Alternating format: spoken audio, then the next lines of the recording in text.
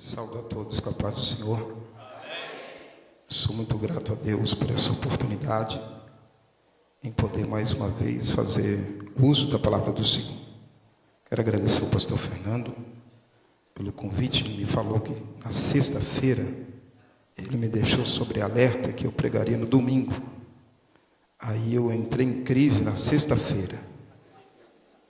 O presbítero Eduardo é farmacêutico, deve conhecer algum remédio bom para isso. Tremedeira. Meu Deus do céu, é algo assim inexplicável. Se eu for tentar explicar, eu fico mais perdido ainda. Parece normal.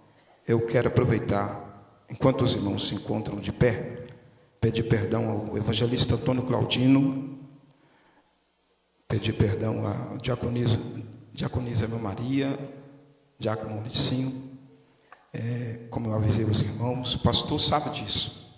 Um exemplo, se eu dissesse para o pastor assim, eu escrevi aqui, se eu dissesse assim, pastor, o senhor tem meia hora para falar sobre esta expressão, Ru, Yassé, Shalom, Halenu, meia hora. Como é que o senhor ficaria? Imagina como é fácil. Aí eles, em cima da hora, ontem eu vi a irmã Maria olhando para o diácono assim, falando assim, baixinho, passa para o presbítero geral pregar. Falei, misericórdia, não dá, porque minha mente está preparando para amanhã ainda. Me perdoe, irmãos, em nome de Jesus. Evangelho segundo escreveu João, capítulo 20. Nós vamos ler dois versículos, versículo 7 e versículo 8, até porque o pastor Fernando já fez a leitura até o versículo 10, do verso 1 até o 10 já foi feita a leitura, então nós vamos ler o versículo 7 e o versículo 8 apenas. Quando era mais ou menos 10 para 7, eu estava ainda coçando a cabeça em desespero. Aí a Sara falou assim, pai, falta quem tomar banho? Eu falei, não, todo mundo já tomou. A Raquel falou, você já tomou? Tinha até esquecido.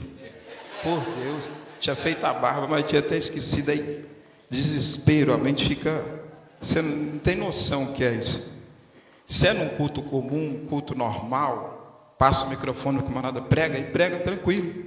Mas quando se diz um congresso que tem um tema e você tem que entrar dentro dele, é um pouquinho mais diferente.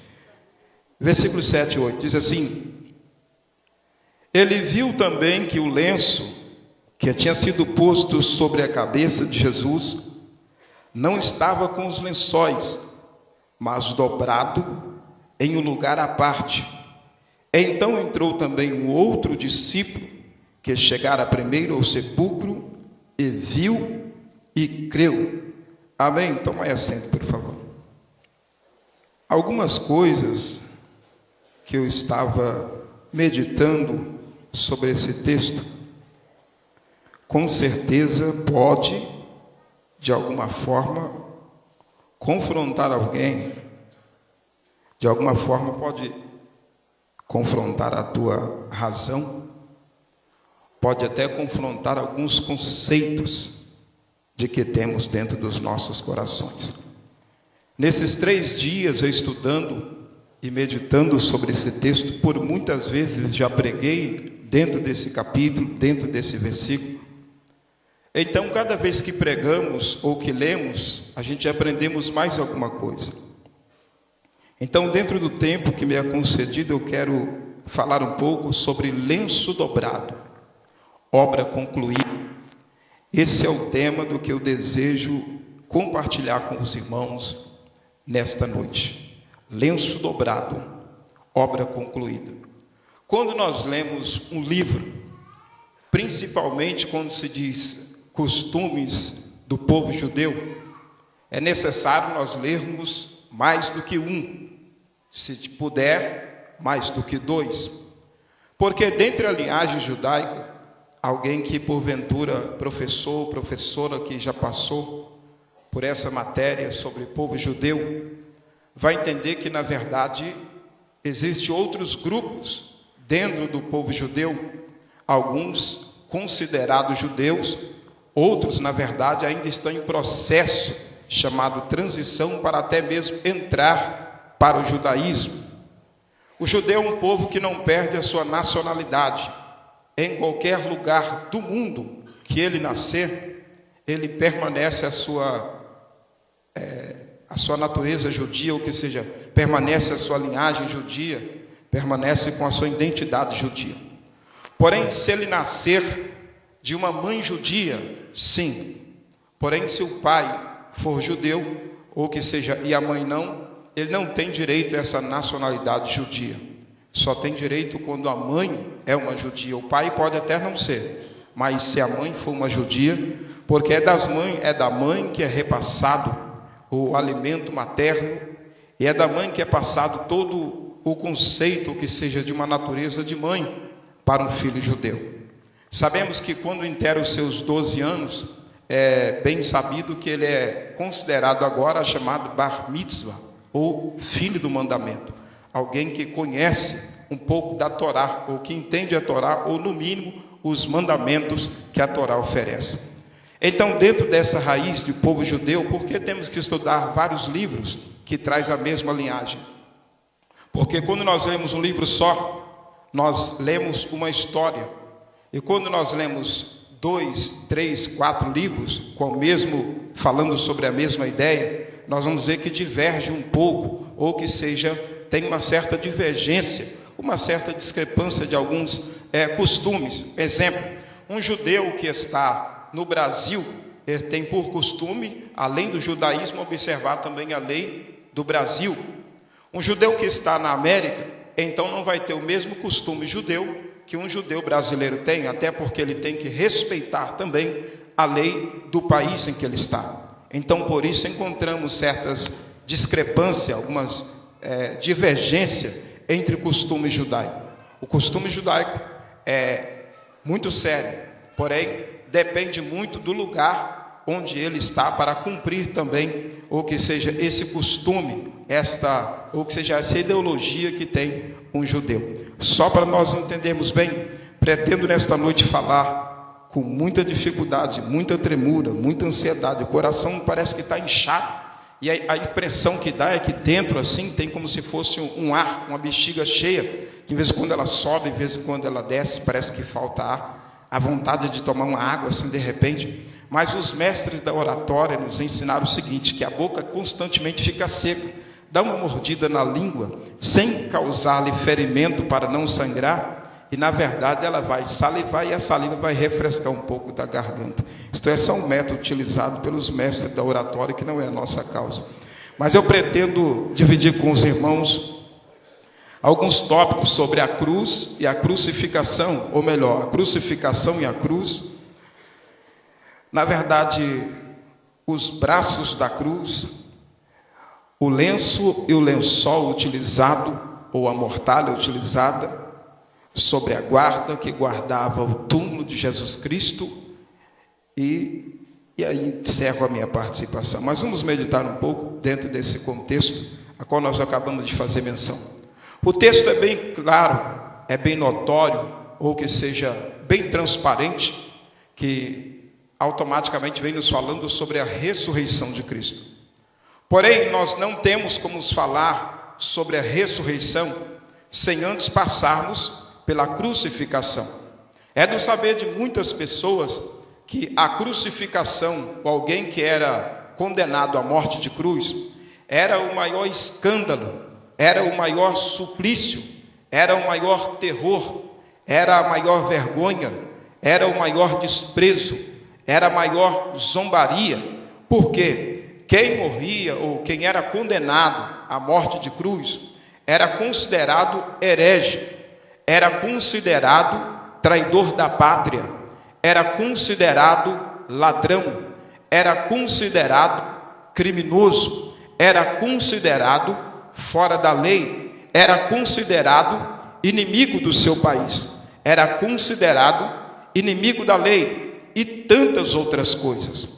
Então a morte de cruz também não era, ou que seja, veio de tempos muito antigos. Antes de Cristo morrer na cruz, já houve diversas crucificações antes da crucificação de Cristo. Exemplo, quando o animal, ou que seja uma ave de rapina, ou animal chamado animal daninho, por quê? Porque causava dano à vinha, ou que seja, causava dano aos animais do povo, o que é que eles faziam? Pegava este animal, o exemplo, que fosse onça, que fosse leão, que fosse leopardo, qualquer animal que causasse dano aos animais do povo, o que é que eles faziam? Armava uma cilada, pegava este animal e o matava, porém, pendurava ele em um madeiro, pendurava uma estaca, e ali ele ficava tomando sol, todo dilacerado, todo cortado, naquele sol castigante. Qual era o propósito? Qual era a finalidade deles em fazer isso? Era para mostrar para os outros o que aconteceria se eles também viessem para causar algum dano à vinha ou os animais do povo. De onde é que tiraram aquela ideia de colocar um espantalho na colheita? De onde tiraram essa ideia? Quando eu sentei ali, veio na minha mente. Não tem nada a ver escrito isso. Quando eu sentei ali, veio na minha mente. Por que então que eles pegam um espantalho e colocam na lavoura? Geralmente o espantalho não é tão bonito assim. É bem estranho. Mas qual é a finalidade? Para espantar, atrás disso eles têm uma chamada mensagem subliminar. Porque aquele espantalho está ali, mas ele está desfigurado, mostrando para quem vier contra esta vinha, vai ficar pendurado e vai ficar desfigurado da mesma maneira. Geralmente todo ano tem uma idolatria, que eles pegam um boneco, faz um boneco de pano, dá-se o nome de Judas Iscariotes. Certo é que quem já está chegando com os 40, sabe muito bem disso. Todo ano tem o massacre do Judas. Todo ano eles pegam Judas, penduram em um lugar e é chamado malhar o Judas. Não sei se aqui tem essa cultura, mas é bem antiga. Principalmente em São Paulo tem essa cultura, já vem de muitos tempos. Eles pegam então o boneco, dá ele o nome de Judas Iscariotes, pendura ele em um lugar alto e ali dá tudo que tem, é paulada, dá tudo, joga pedra, dá tiro. Quantas vezes eu também entrei nessa mesma tradição sem conhecer ao Senhor. Qual é o propósito? É para que ninguém venha e faça como Judas fez. Aquilo era uma mensagem subliminar. Olha, ninguém pode fazer o que ele fez, porque vai ficar da mesma maneira. Por isso, quando eles pegam Jesus e o crucificam, era a morte mais horrível que se pode, não tem como eu expressar. Vamos dizer, não tem como eu achar uma palavra dentro do meu fraco português para descrever o tamanho sofrimento que foi de Cristo Jesus. Lucas descreve com mais particularidade. Por que Lucas descreve com mais particularidade? Porque Lucas era médico, porque ele entendia do assunto. Por isso ele dá mais clareza sobre a morte, sobre o suplício. Então, quando nós entendemos isso, que Cristo fora crucificado, e era a pior morte de todas existente. Todo tipo de morte é ruim, mas a maior vergonha era ser crucificado.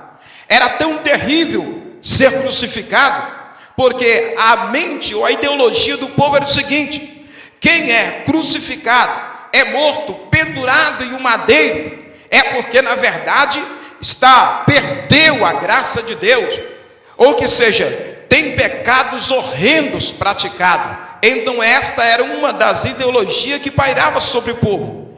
Então na verdade eles pegam agora Jesus e o crucificam desta mesma, ou que seja, com esse mesmo tipo de vamos se expressar-se melhor, com os mesmos tristeza, com os mesmos horrores, da mesma forma para dizer para os outros: se vocês seguirem este caminho, se vocês se enveredar, quem se enveredar pelo caminho desse Cristo, quem assumir a posição que esse Cristo assumiu, vai morrer da mesma forma que ele morreu.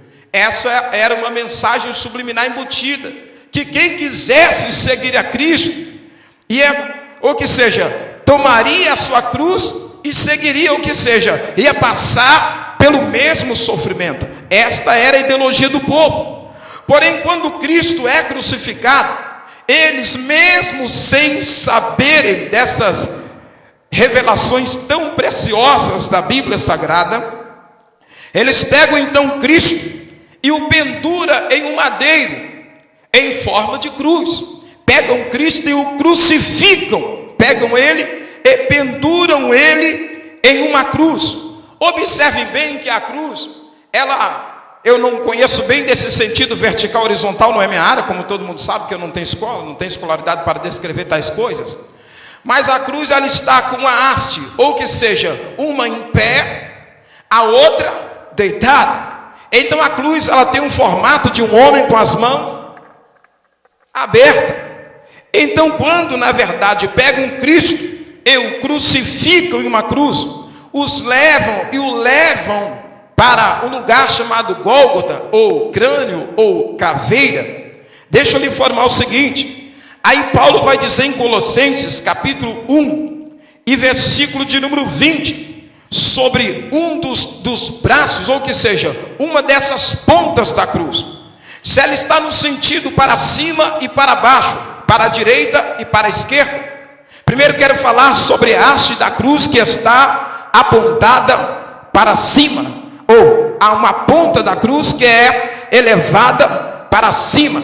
Por que que esta cruz então, ela aponta um lado, ou que seja, uma ponta dela aponta para o alto, para cima? É porque Paulo escreveu em Colossenses capítulo 1, versículo 20, e que havendo por ele feito a paz, pelo sangue da sua cruz, por ele reconciliar-se consigo mesmo, ou que seja, reconciliar-se consigo mesmo, todas as coisas, tanto as que estão na terra, tanto como as que estão nos céus. Observe bem a expressão que Paulo diz, que Deus reconciliou consigo, quem? Com ele mesmo, através do sacrifício da cruz de Cristo, todas as coisas. O que é todas as coisas? Tanto as que estão na terra, para baixo, tanto as que estão nos céus, para cima. Encontramos a primeira parte da cruz, que é para baixo e para cima. Continue observando comigo esse texto, que é muito maravilhoso aos nossos olhos. Isto é uma revelação de Deus. Quem gosta de revelação de Deus, glorifica Jesus. Não somos Kodak, mas Deus dá revelação. Observe bem, para a terra e para os céus. A cruz então aponta para várias direções. A primeira direção falado por Paulo aqui é terra, para baixo. Segunda direção revelada pelo apóstolo Paulo é para cima. Então vamos observar. Paulo diz para baixo e Paulo diz para cima, ou para todas as direções. Primeiro, para cima. Na verdade, quando começamos a entender que esta mensagem da vitória de Cristo, que ele ganhou na cruz, ou que seja, a primeira vai para cima. Por que para cima? Aí precisamos entender bem desse contexto.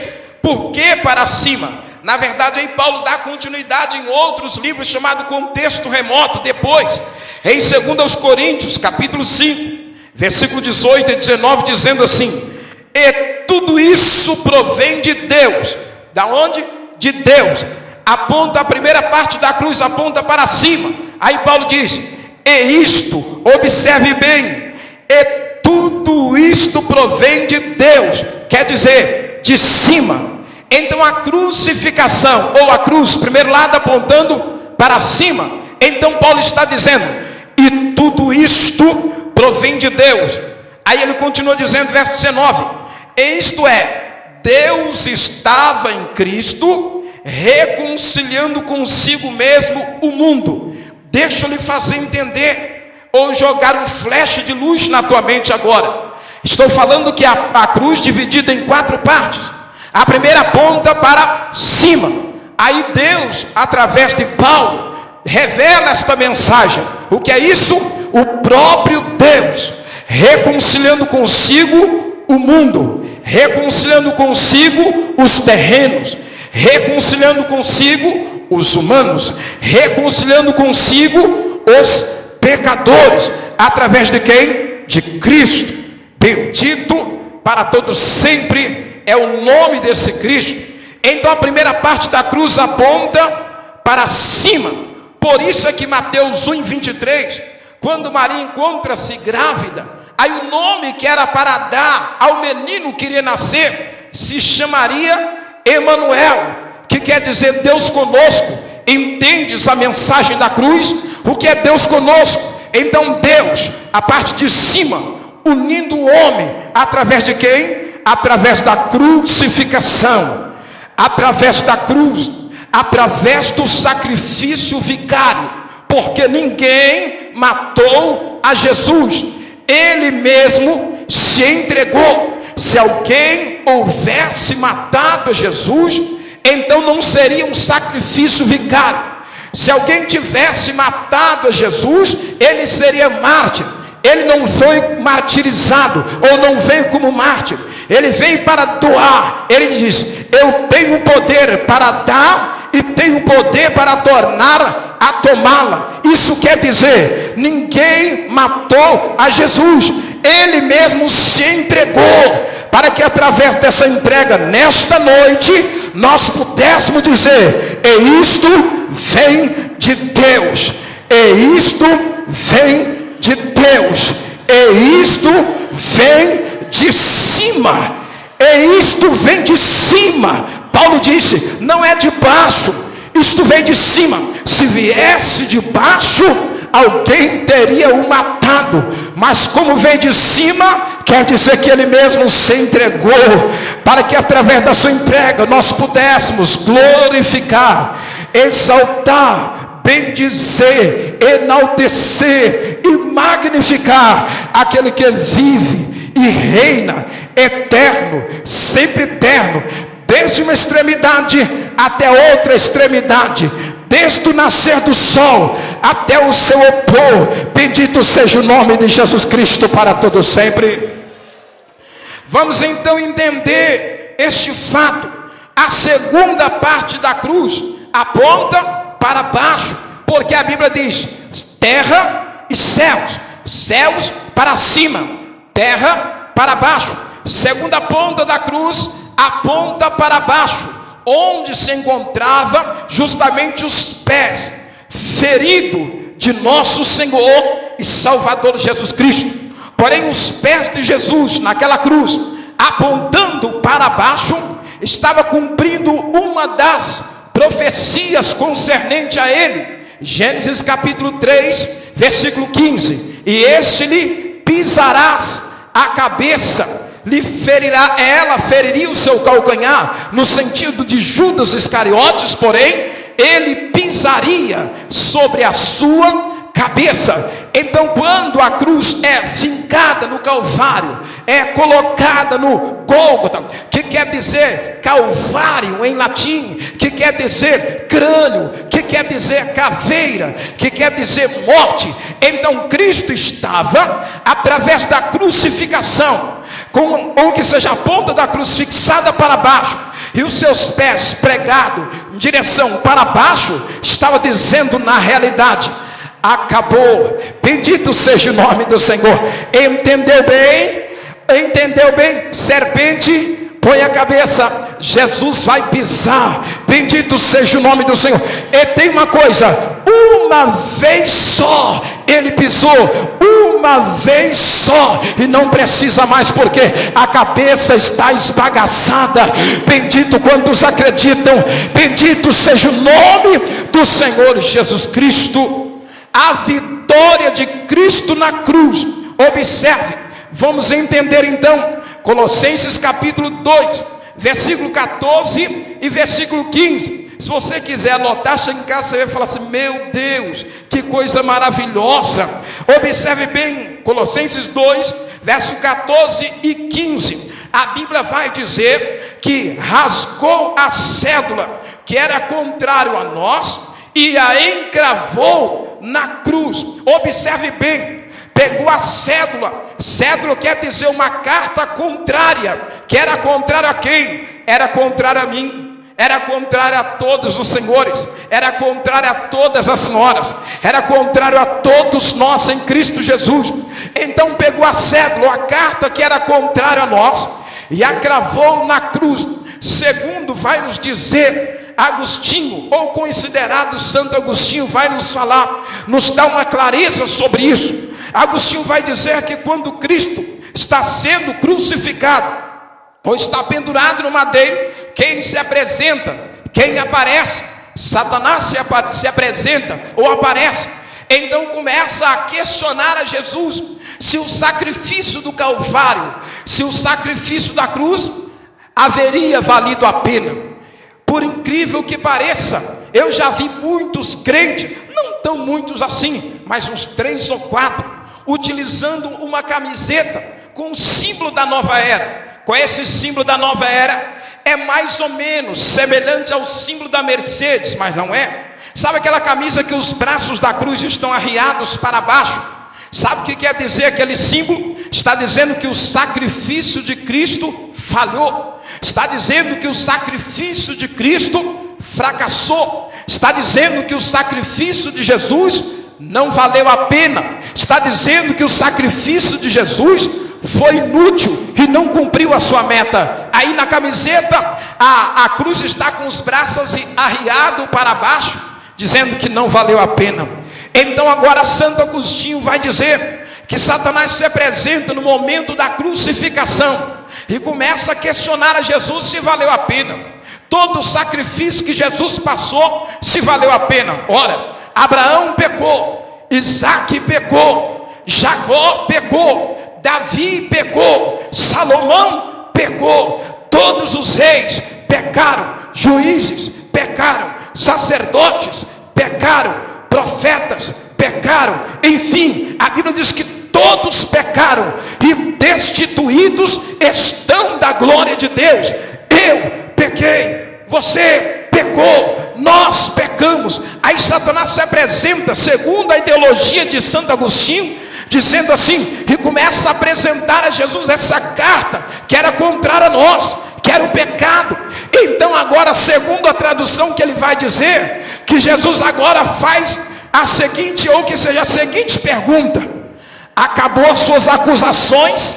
Então quem sabe ele procura mais e mais e mais acusações contra a nossa vida. Aí Jesus faz a pergunta mais uma vez: acabaram todas as tuas acusações? Ele diz: você ainda quer mais? Acabou. Aí agora cumpre esse texto que nós acabamos de ler, Colossenses 2, 14 e 15. Pegou a carta que era contrária a nós, pegou a carta que poderia nos mandar para o inferno, pegou a carta que poderia nos privar da graça de Deus, pegou a carta de pecado escrito contra a nossa vida e diz: pode cravá-la na cruz, porque o sacrifício de Deus valeu. O sacrifício do Senhor é eterno, o sacrifício do Senhor é confiável, o sacrifício do Senhor é irremovível, o sacrifício do Senhor é inalterável, o sacrifício do Senhor é inabalável. Pode o homem tentar, se quiser juntar, ou que seja todos os grãos de areia que está na beira do mar, o homem pode até tentar, assim como é impossível juntar todos os grãos de areia da beira do mar, assim também não tem como tirar da terra o caráter de Jesus Cristo. Não pode o homem que seja contar todos os fios de seu cabelo, assim também não se pode tirar da terra o caráter do sacrifício de Jesus Cristo. O homem pode até tentar das cores solares, dos raios do sol, extrair uma que lhe agrade, mas não vai conseguir tirar da terra o caráter do sacrifício expiatório de Jesus Cristo pela minha vida, pela tua vida. Quantos têm esta certeza, esta convicção? Oh, aleluia! Ninguém conseguiu tirar da terra o caráter do sacrifício expiatório, salvífico e cristocêntrico de Cristo para salvar e resgatar a nossa vida. Bendito seja o nome do Senhor. Então a ponta da cruz, uma para cima, outra era justamente para baixo. Aí deixa eu lhe dizer uma coisa: quando ele não tem mais nenhuma acusação, Jesus manda pegar a carta contrária, cravá-la na cruz, porque a vitória também de Cristo está. Vitória sobre a morte. Por que vitória sobre a morte? Vitória sobre Satanás. Aí nós iremos entender bem desse contexto triunfante do sacrifício de Cristo na cruz. A Bíblia vai dizer em João, no capítulo de número 12, versículo de número 31, ou que seja, que quando Cristo agora está sendo crucificado, vence essa etapa, esta cruz, ou que seja, a crucificação, a Bíblia vai dizer que ele pega os despojos, ou despojando os principados e potestade, e os expõe publicamente a vergonha, triunfando sobre ele. Quem disse isso é Paulo, que dá uma continuidade. Quando Paulo dá esta continuidade, está em Colossenses versículo 15, Paulo dá esta continuidade, que na verdade eles foram envergonhados publicamente perante quem? Perante toda a terça parte angelical, que havia se rebelado contra Deus. Quem é que estava ali publicamente? Todos os anjos, arcanjos, querubins, serafins, Miguel, Gabriel, toda a corte celestial está presente. Aí Jesus, agora vencendo essa etapa, chama toda a sua corte angelical, pega então o adversário, que outrora seu nome era Lúcifer, ou anjo de luz, e agora toma o seu despojo. Quem era o despojo? O que era o despojo que estava nas mãos de Satanás? Ora, esse despojo era eu. Ora, esse despojo era você, era nós, era a nossa saúde. Esse despojo era a nossa família. Esse despojo era o nosso casamento. Esse despojo era o nosso ministério. Esse despojo é nós nos manter de pé. Esse despojo era a nossa fé. Esse despojo era a nossa vida. Estava tudo nas mãos do diabo, mas Jesus tomou-lhe o despojo. Aleluia! Tomou-lhe o despojo publicamente, todos os direitos, todas as legalidades, tudo que ele tinha, ou que seja, que nos privava, tudo que ele tinha, que nos prendia, tudo que ele tinha, as rédeas. A Bíblia vai saber que Deus tomou, a saber, o império daquele que tinha. Quem tinha porque perdeu. Então Jesus toma o despojo, o império, o reino, tudo que ele tem, aleluia, até a chave da morte e a chave do inferno. Quantos pôde glorificar a Deus? Você está entendendo isso ou não? Você está compreendendo isso ou não? Na sexta-feira eu falei com o pastor Fernando, o povo estava fazendo greve, parece que tinha alguém fazendo rebelião de glória a Deus. Irmãos, em nome de Jesus, não faça greve de glória a Deus não. Glorifique a Deus. Enquanto nós glorificamos a Deus, nós vamos recebendo uma porção de Deus para a nossa vida, e o nome de Jesus vai sendo glorificado. A não ser que tenha aquele partido assim, ó, quando fulano pregar nós glorificamos, mas quando fulano nós não glorificamos não. A não ser que tenha aquele partido. Eu não quero crer que tem esse partido aqui, tem não, né? Mas onde está aquele povo que glorifica a Deus? Aleluia! Deus abençoe poderosamente.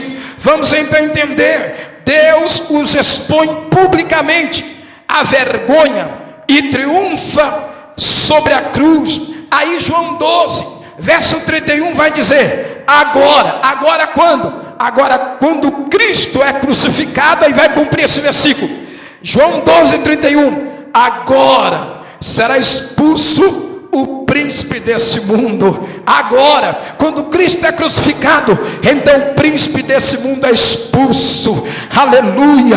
Por isso é que nós glorificamos a Deus. Entenda isso, ou como cultuante, ou como ouvinte, mas entenda isso: Satanás não tem poder mais sobre a tua vida, o diabo não tem mais poder sobre a minha vida, o diabo não tem mais poder sobre a nossa vida, porque Cristo já o expulsou da nossa vida.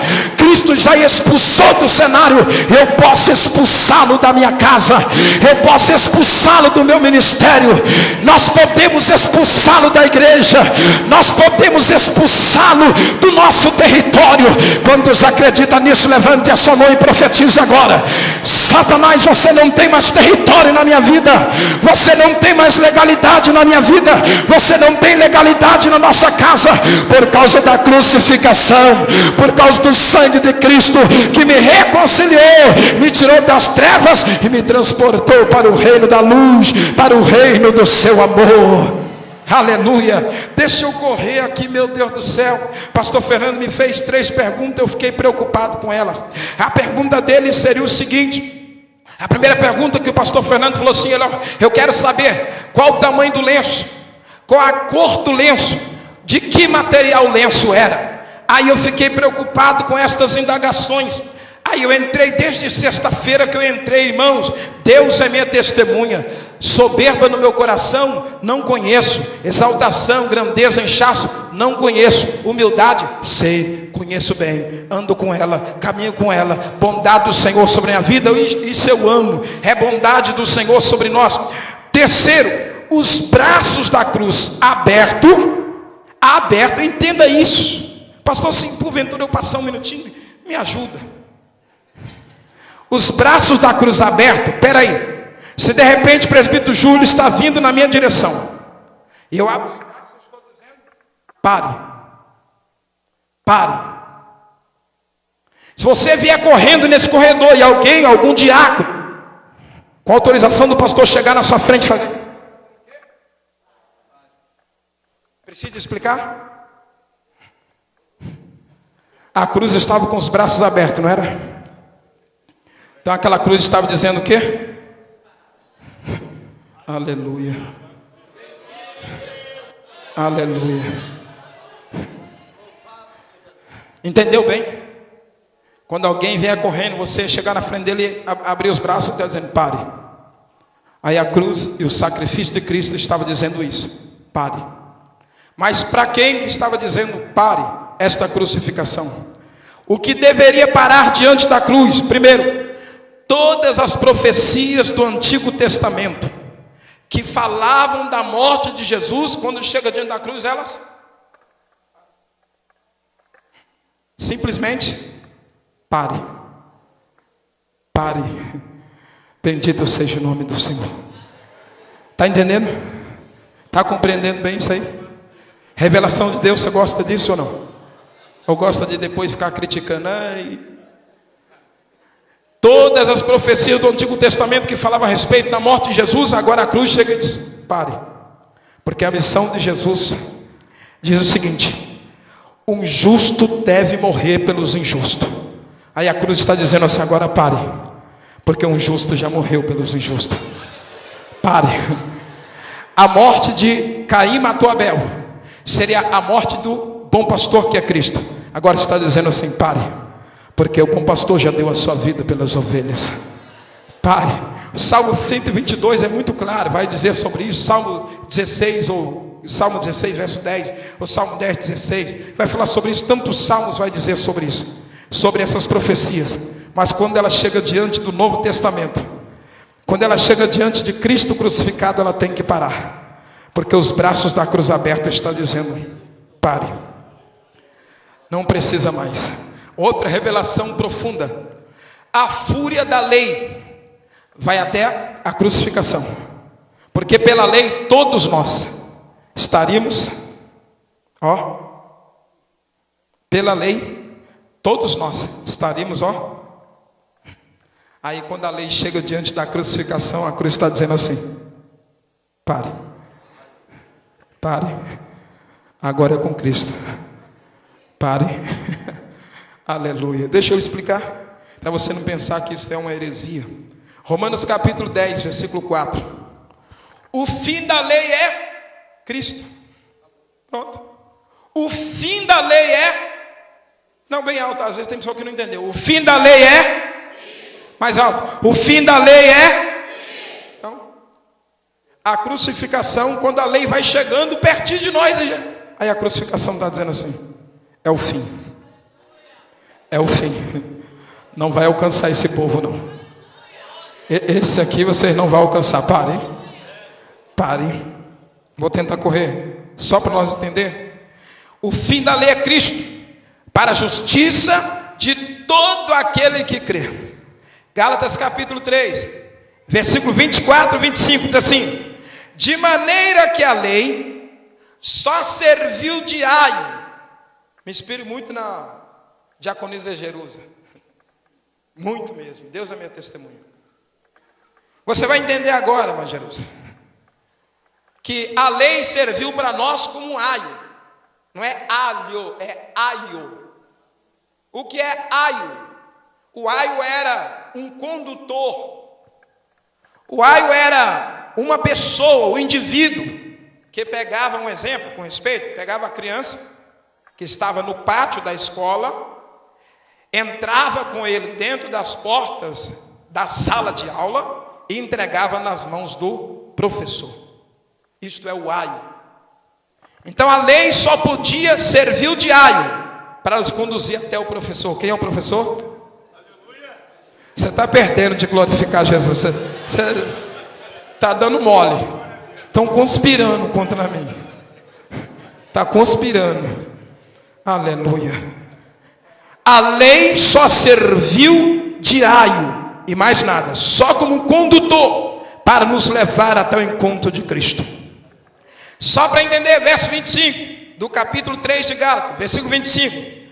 Mas depois, olha bem, mas depois a fé veio, já não estamos mais debaixo do aio. Ora, a fé veio, Cristo, e não estamos mais debaixo do aio. O condutor só vai levar até aqui, mas quando a cruz de Cristo abre os braços, está dizendo: ó, aqui está o mestre, aqui está o professor, aqui está aquele que está dito assim, catedra de Moshe. Aqui está aquele que se assentou na cadeira de Moisés, que é maior, aleluia. Aqui está aquele que a Bíblia vem dizer nas profecias que eles seriam profetas igualzinho, semelhante a Moisés, que se assentou na mesma catedra, que se assentou na mesma cadeira de Moisés. Até que só a lei serviu. Daqui para frente agora é a graça. Daqui para frente agora é o sacrifício expiatório de Cristo. Os braços da cruz se abrem dizendo, Mateus 11, 28. Os braços da cruz se abrem dizendo, Mateus 11, 28. Vinde a mim. É a sua hora agora. Olha os braços da cruz abertos dizendo assim: vinde a mim. Vinde a mim. Todos que estáis cansados. Olha os braços abertos chamando: vinde a mim. Eu tenho descanso eterno para a tua alma. Olha os braços da cruz abertos dizendo: todos que estão sobrecarregados. Olha os braços da cruz abertos dizendo: vinde a mim. Vinde a mim e eu vos aliviarei. Olha o braço da cruz aberto dizendo: mas eu vim da escravidão. Aos braços da cruz aberto dizendo: vinde a mim e eu vos aliviarei. Tomai sobre vós o meu jugo, aprendei de mim que sou manso, e encontrarei descanso para a tua alma. Eu fiquei em desespero, aleluia, porque o mesmo João que testifica essas coisas, capítulo 3 de João, verso 16, parece que eu vejo assim, João começa a procurar, isto é, uma dedução teológica. João começa a procurar o que é que ele assemelharia, o que é que ele compararia, como ele deveria abarcar, abraçar, envolver, o que é que ele encontraria para descrever, para, como diz Napoleão Falcão, revelar. João começa a procurar. Eu vejo que João estava como eu, procurando o português para descrever. Aí João começa a dizer o capítulo 3 de João, verso 16. Aí o que me chama a atenção dentro desse texto é que os braços da cruz estão abertos dizendo assim: de tal maneira. Será que João não achou uma palavra no alfabeto? Aleph, Bet, Gimel, Dalet, Rei, Yod, Rei, Vav. Será que João não encontrou nas 22 letras, João não encontrou uma para descrever o tamanho? Será que João dá uma pesquisada nos livros e não consegue dimensionar o tamanho desse amor? Aí João disse assim, a cruz com os braços abertos, dizendo assim: de tal maneira, de tal maneira, de tal maneira, tão grande, tão grande, tão grande, que nem a grandeza conseguiu descrever. De tal maneira, de tal maneira, de tal maneira, que eu não consegui abraçar os céus para explicar. De tal maneira, que mesmo João sendo escritor, faltou-lhe palavras para descrever. Aí João disse assim, vou colocar assim que todos vão entender. De tal maneira,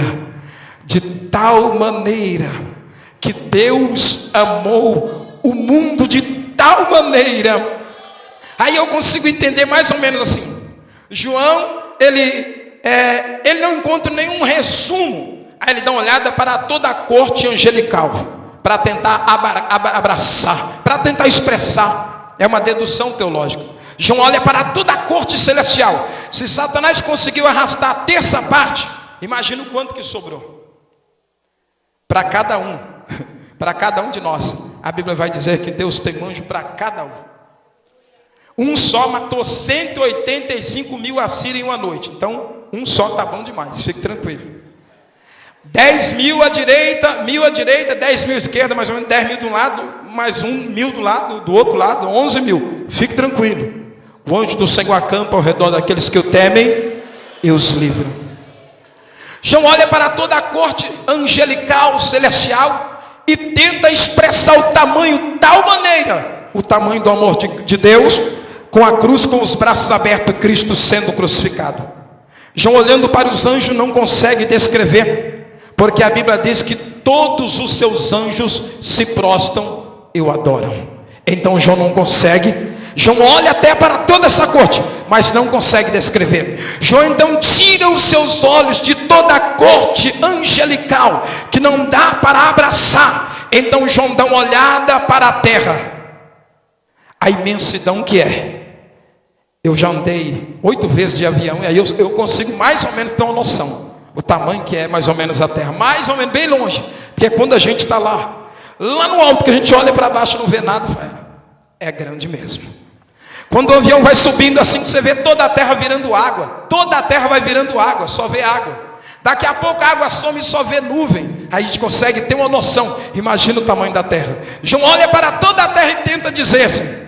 Mas quando João olha para a terra, João também não acha um espaço para descrever, porque a terra é simplesmente o estrado dos seus pés. A terra é simplesmente um descanso, ou seja, um palanquim para ele pôr o pé. João não consegue descrever. De tal maneira,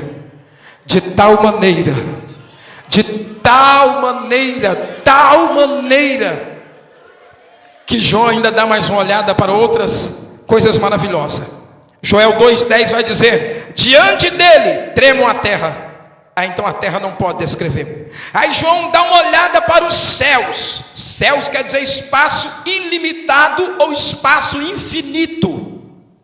Quantos anos que o homem vem tentando namorar esse espaço para querer até transportar a gente para ir para outro, mas não conseguiram. Não conseguiram dimensionar.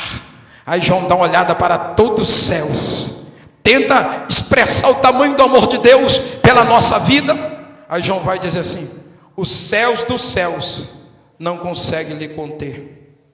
Jeremias vai dizer, Jeremias 23, verso 23 e 24, capítulo 23, verso 23 e 24: esconder-se aí alguém, esconderei de modo que eu não veja? Porventura não encho eu os céus e também a terra? Olha como é. João tenta expressar, né? João abre os braços assim. O que é que eu posso descrever com tal? Aleluia. Parece que João dá uma olhada também para o sol. Quando João dá uma olhada para o sol, tenta abraçar para descrever, João também não pode. Porque quando ele olha para aquele crucificado, o seu rosto é como o sol na sua força.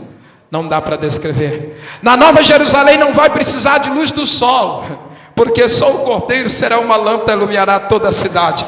Não dá para descrever. Eu estou doido para terminar, mas deixa eu expressar aqui o meu desejo, a minha gratidão. O nervosismo já foi, agora já estou tranquilo, já estou voando, nadando, sossegado, com paz na alma, com desejo. Aleluia, bendito seja o nome do Senhor. João então vê que não dá para abarcar. Aí João dá, na verdade, uma olhada para toda a constelação, ou que seja, para todas as estrelas, ou que seja, constelação estelar, como dizem os professores. João dá uma olhada para todas as estrelas, imaginando assim, são tantas milhões e milhões, mas será que dá para dizer, expressar, comparar o tamanho do amor de Deus? Aí não dá para comparar. Todas as estrelas juntas, não dá para comparar o tamanho do amor de Deus, enviando Cristo para morrer no Calvário, pendurado no madeiro pela tua e pela minha vida. Não dá para descrever, porque as estrelas, Ele chama todas elas, todas, pelo seu, e junta todas ainda na palma de sua mão. João naquela época não chegou a andar de avião, não teve esse privilégio que eu tive e muitas pessoas tiveram. João não teve esse privilégio. Mas João dá uma olhada para as águas, Oceano Pacífico, Oceano Índico. João dá uma olhada para esses rios, oceanos, riachos, mares. João dá uma olhada para tudo isso aí, tudo quanto é água. João dá uma olhada e diz, eu acredito que dá para dimensionar mais ou menos o tamanho do amor de Deus. Mas também não dá. Porque João vai descobrir o seguinte, que todas as águas, todas, oceanos, mares, todas, ele junta todo no seu punho. No punho? Não, por gentileza, sem querer ser chato, dá uma olhada no seu punho, vê o que cabe aí. João tenta descrever, de tal maneira, aleluia, não dá, não tem como, de tal maneira que enviou o seu Filho unigênito, para que todo aquele que nele crer não pereça. João, quem sabe, mas será? Tem tantas águas na terra, e será que não dá? Deixa eu dar mais uma olhada. João dá uma olhada embaixo da terra. Nós vamos entender que embaixo da terra é uma boa porção água. João dá uma olhada para baixo, vê todo o lençol freático, toda a água existente aqui embaixo. João dá uma olhada, mas também não dá para comparar, porque a Bíblia vai dizer que ele pega todas as águas e amarra no seu vestido. Não dá para comparar. De tal maneira, aleluia, de tal maneira, não perca essa oportunidade. Isso é um momento singular, é um momento oportuno, é um momento maravilhoso. Você não sabe onde eu vou estar amanhã, eu não sei onde você vai estar amanhã, eu não sei, de repente a roda dá uma girada, não sei o que pode acontecer amanhã. Aproveita essa oportunidade hoje de glorificar a Deus, aleluia, porque não sabe o que vai produzir amanhã. Aleluia. Aí João dá uma olhada assim para Abraão, o nome mais falado do Antigo Testamento, e tenta abraçar o nome de Abraão, mas não dá, porque quando chega diante da crucificação vai entender, aqui está alguém que é maior do que Abraão. Não, nós não queremos libertação, porque nós temos por pai Abraão, nós nunca fomos escravos de ninguém. Aí vai dizer assim, aqui está alguém, a cruz aberta dizendo, aqui está alguém que é maior do que Abraão. João dá uma olhada para o sábado é o maior dia para um judeu, o mais respeitado e venerado pelos judeus e pelo adventista do sétimo dia. João dá uma olhada dizendo, o sábado é o maior dia, mas não consegue também abraçar, porque a cruz de Cristo vai dizer, aqui está alguém que mandou um paralítico carregar a sua cama no dia de sábado, que é maior do que o sábado. Aqui vai estar alguém que quando a ovelha está indo indo para o buraco, para o despenhadeiro, aqui está alguém que é maior do que o sábado, que pode pegar a ovelha no dia de sábado e trazê-la para o aprisco, para glorificar o nome poderoso de Jesus Cristo para todo sempre. João então dá uma olhada um pouquinho mais longe. João dá uma olhada para os querubins, aqueles que ardem ou aqueles que são ardentes como tocha de fogo. Não tem ninguém mais, na classe angelical não tem mais poderoso na classe ardente como eles. João dá uma olhada. Quando João vai tentar abraçar, para tentar expressar o tamanho e amor de Deus, aí João diz assim, também não dá, porque ele voa sobre as asas dos seus querubins. Não dá para abraçar. De tal maneira, quando a cruz está aberta, está dizendo, de tal maneira, vale a pena. O sacrifício de Cristo não foi em vão. A cruz não está com os braços arriados. É uma mensagem que indica para cima, eternamente, para todo sempre. A mensagem da cruz deve ser pregada para todo sempre. A mensagem da cruz é renúncia ao pecado e abraçar-se com Cristo para ser salvo. Se você quiser nesta noite ser salvo, renuncie a si mesmo, negue a si mesmo, negue o mundo, negue a carne, negue os prazeres, as orgias desse mundo e se entregue ao sacrifício expiatório de Cristo para todos sempre. Aleluia. Bendito seja o nome do Senhor. Eu vou encerrar minha participação, pastor Fernando, para não tomar tempo. Outro dia eu falo para o senhor. Vou deixar o senhor, como diz, o senhor já sabe, como diz o sábio, já sabia. Aleluia. O túmulo que Jesus foi sepultado tinha aproximadamente 4,60 m de largura, 3,30 m de comprimento ou de fundo, 2,50 m de altura. A pedra que foi rolada, a expressão rolar, de cima para baixo, foi rolada, tinha aproximadamente 2 toneladas. Colocaram ela na porta do sepulcro. A pedra era tão importante, porque Marcos 16, 3 e 4 vai dizer, e era ela muito grande. Esta era a pedra. E a maior preocupação de Maria, a maior delas, não era nem o embálsamo ou as especiarias aromáticas, as ervas aromáticas. 100 arratéis, quer dizer 50 quilos só de ervas aromáticas, vieram trazendo para colocar no corpo do mestre. Mas quando elas vêm chegando, aí vem a maior preocupação. E agora? Quem nos revolverá? Guarde isso. Revolverá, não é enrolar, não é empurrar. A Bíblia vai dizer que pegaram uma pedra e rolaram no sentido de desceu. Aí Marcos vai dizer que o anjo chegou e removeu, não é rolou, não, removeu, rolou para baixo, removeu, é uma preposição do grego que quer dizer ana. Ana quer dizer acima ou para cima. Então o anjo pega aquela pedra e puxa para cima. Não é rolou para baixo, ele tira, sentido ao contrário. E só para deixar provado isso, o que é que ele faz ainda? Ainda senta em cima dela. Olha bem, senta em cima dela. A maior preocupação que você tem, Deus tem poder de enviar um anjo e sentar em cima. O que te causa maior desespero, Jesus envia um anjo e senta em cima. Fala, resolvido o teu problema, resolvido a tua causa. Fique tranquilo, a pedra não será mais incredulidade. Pedra na Bíblia é sinônimo de incredulidade. Fique tranquilo, até a tua incredulidade, Jesus tem poder de enviar um anjo e sentar em cima. Aleluia, aleluia, aleluia. Vem comigo, vem comigo, vem comigo, vem comigo, vem comigo, vem comigo, me ajuda aí. Até o teu problema, fique tranquilo. O que é que te mais causa preocupação? O que é que te deixa mais em desespero? Quem nos revolverá a pedra da porta do sepulcro? 2 toneladas.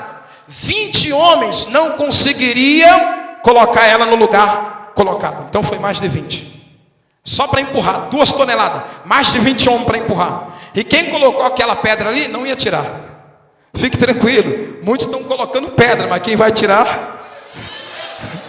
Fique tranquilo. O impedimento, quem põe, é gente daqui de baixo. Mas quem tira, ó.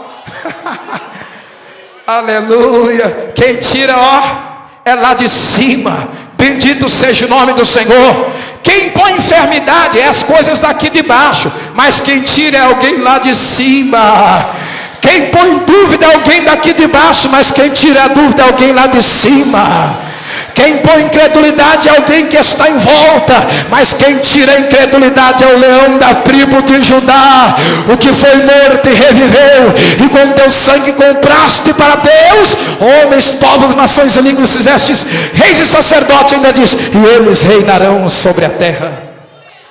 E agora, quem nos revolverá a pedra da porta do sepulcro? Aleluia. Esta era uma grande preocupação, mas a Bíblia vai dizer que esta pedra foi removida, ou que seja, extraída, tirada, arrancada, e ainda quem arrancou assentou em cima dela. Qual era o propósito de tirar a pedra? Qual era o propósito de tirar a pedra? Por que Deus enviou um anjo para tirar aquela pedra? Qual era o propósito? Será que Jesus precisaria que aquela pedra fosse removida para que ele saísse para fora? Não.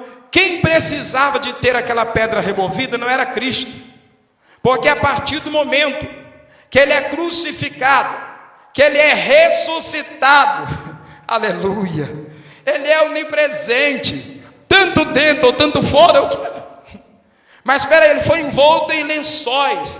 Pegaram um lençol de cor branca, pegaram um lençol de cor branca, envolveram a Jesus com este lençol, envolveram o seu corpo com este lençol, que seja, ataram. Mas como ele agora foi crucificado, ressuscitou, venceu a morte, venceu o inferno, venceu todos os aguilhões da morte, não fazia diferença estar enrolado ou solto. Geralmente é alguém de natureza humana, vai rasgar o pano. Se é alguém de natureza humana, vai desenrolar a faixa, vai se desamarrar, mas ele não deixa do mesmo jeitinho, enroladinho, para provar que o pano não fazia diferença. Notem bem, por favor. Eu vou encerrar, fique tranquilo, mas guarde bem isso. Não sei, pode ser uma última oportunidade, não sei. De repente Jesus resolve de madrugada recolher do seu jardim uma flor, não sei. Eu quero aproveitar bem a minha oportunidade. O propósito em Deus enviar um anjo para tirar a pedra não era a preocupação de Jesus que estava lá dentro sair para fora. Era a preocupação de quem estava lá fora entrar lá dentro para constatar: ele não está aqui, porque já ressuscitou. Eis aqui onde ele jazia. Jazia quer dizer não jaz mais. Se você for em qualquer túmulo, em Maomé, Meca, Caaba, uma pedra preta de granito preto, procurar lá os restos mortais de Muhammad Ali ou Maomé, vai estar escrito isso aqui: jaz, os restos mortais. E tantos outros, como Confúcio, como Siddhartha Gautama, Sakyamuni, o Buda, você vai encontrar a mesma frase. Mas quando você vai em Jerusalém, Yerushalayim, você vai encontrar dizendo assim: ele não está, ele não está. Não há nenhum resíduo, não há restos de ossos, não há resto de nada mais, porque ele já ressuscitou. E com os braços abertos está dizendo assim: crédulo, creia, creia, creia, vinde. Ficamos de pé, eu encerro por aqui.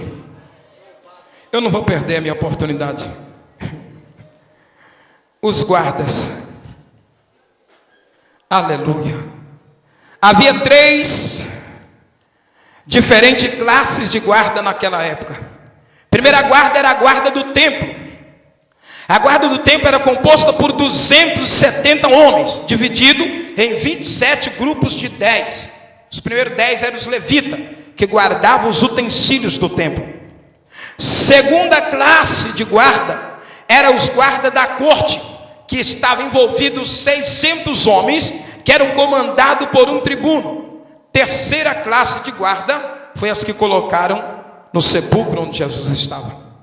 Lá na verdade estava a guarda romana, composta de 101 homens. Por que 101? 100 eram soldados, mas um era o capitão.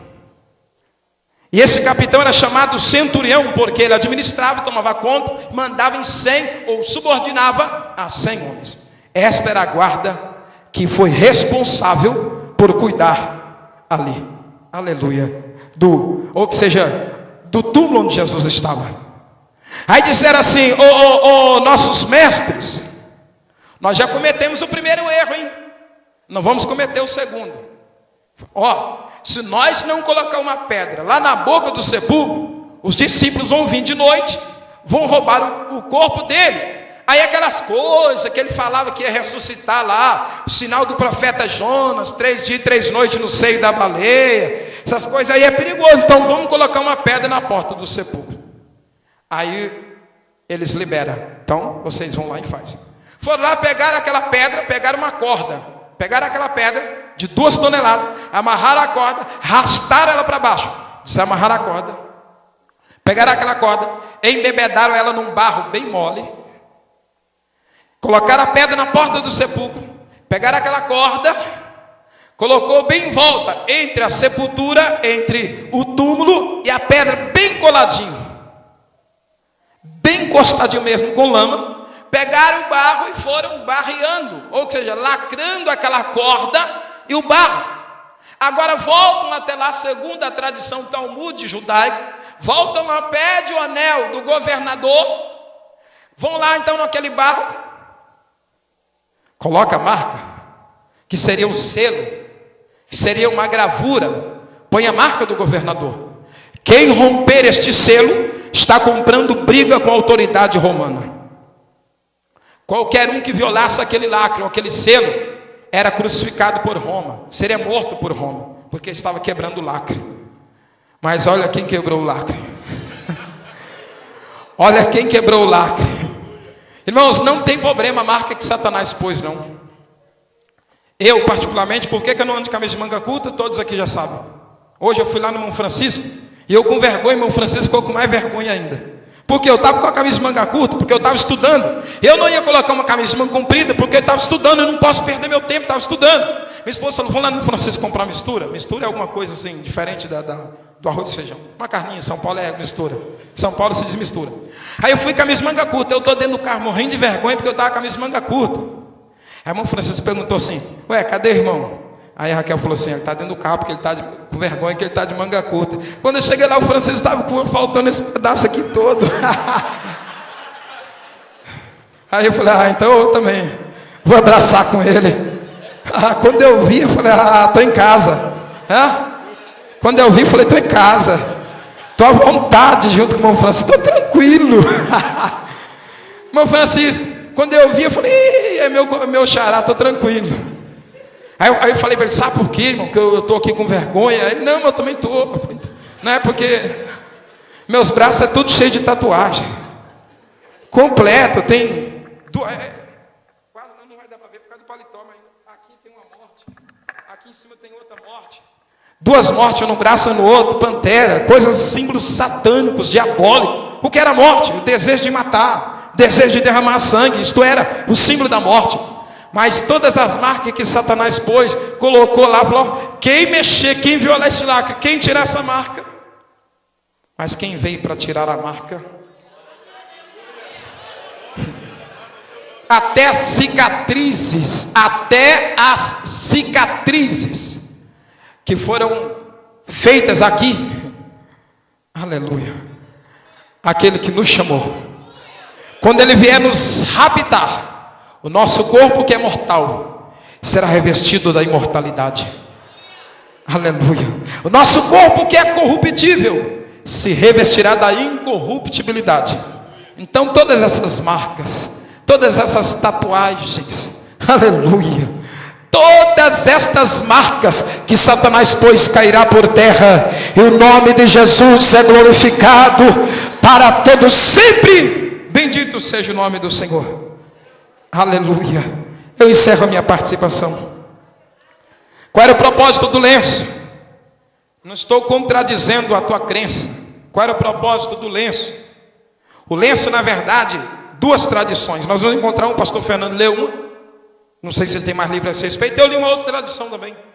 E vai dizer esse costume judaico o seguinte: que os judeus têm por costume, ferramenteiro, ou que seja sapateiro, alfaiate, todo judeu que tem o seu trabalho, geralmente os trabalhos dos judeus, as suas oficinas mecânicas, não são em um lugar como nós temos costume, bem fechado, geralmente é o ar livre. E como é o ar livre, tem por costume de utilizar o lenço sobre a cabeça. E quando alguém chega até esse carpinteiro, na sua carpintaria, dizendo assim: olha, eu preciso que o senhor me faça um móvel assim, assim e assim, dá os detalhes. Eu vou lhe dar tanto na entrada e quando o senhor terminar eu venho buscar.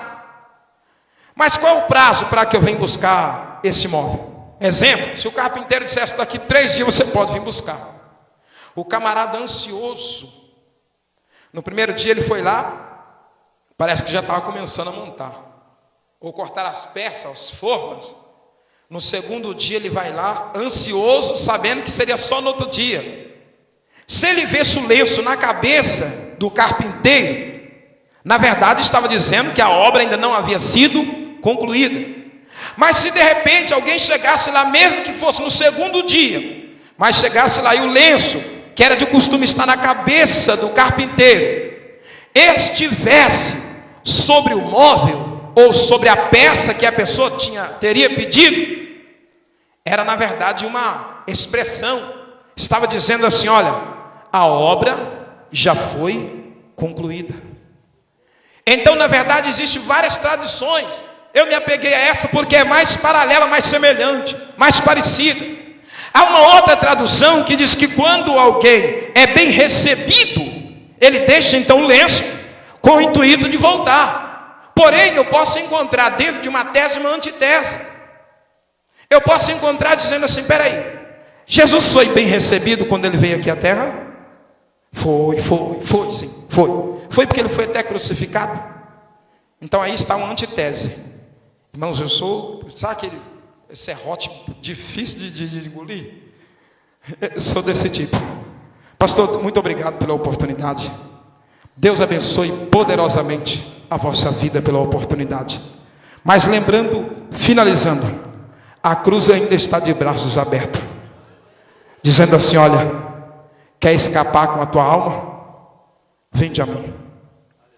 Quer se livrar do fogo eterno? Vinde a mim. Quer escapar de ter as mãos amarradas, os pés amarrados e ser lançado no lago de fogo, que o bicho nunca morre e o fogo nunca se apaga? É isso que ele está dizendo. Que Deus abençoe.